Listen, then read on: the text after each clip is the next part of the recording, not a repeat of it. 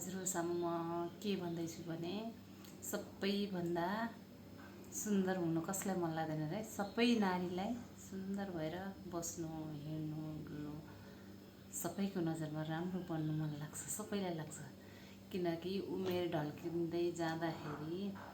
प्रत्येक नारीहरूमा पुरुषहरूमा पनि हुन्छ तर नारीहरूलाई एकदमै के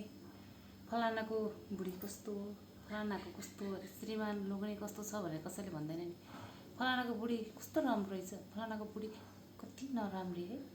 भने यस्तो वातावरण पनि छ कि प्रत्येक ठाउँमा जाँदा कसैले भन्छ भनि पनि हाल्छ को कति राम्रो हो कस्तो लुक्स हो उसको भन्ने यस्तो पनि आउँछ धेरै छोरा मान्छेलाई कसैले भन्दैन त्यसैले छोरी मान्छेहरू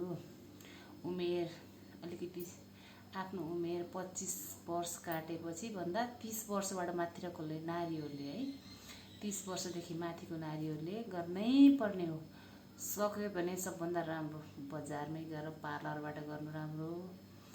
अब त्यो हुँदैन र सजिलो तरिकाले खर्चै नहुने तरिकाले आफ्नो घरको पनि काम भ्याउने आफू यताउता गर्न पनि सक्ने भएर आफू अल्छी नभएर आफ्नो फेसलाई केयर गर्न खोज्ने दिदी बहिनीहरूको लागि मात्र भन्छु है अब त्यो रेमेडीहरू बनाएर त मैले टिकटकमा हालिसकेको छु यो युट्युबमा हाल्ने हो टिकटकमा गएर बिमला ढकाल सर्च गरेर गएर हेर्नुभयो भने भेटाउनुहुन्छ त्यो रेमेडीको मेरो पनि यो नतिजा मैले गर्थेँ 4 वर्ष अगाडि मैले घरकै चिजहरू आफ्नो किचनकोले नै गर्थेँ अनि त्यसपछि अलिकति अल्छीपन लाग्यो के घरमा भन्दा बजारमै जान्छु भन्ने जस्तो भएर म बजारतिर दौडिन्थेँ त्यसपछि आजभोलि फेरि यो अस्ति यस्तो सोचेँ हैन मलाई त्यो पुरानो घरको चिजहरूले मलाई कस्तो हुँदैछ अब हेर्छु भनेर मैले विचार गर्नको लागि गरेँ पहिलोमा त्यस्तो थियो दोस्रो लट हो के लाग्यो नि त यस्तो के फेसै चमक हिजो गरेँ आज 2 दिन भयो मैले 2 दिनको रिजल्ट हो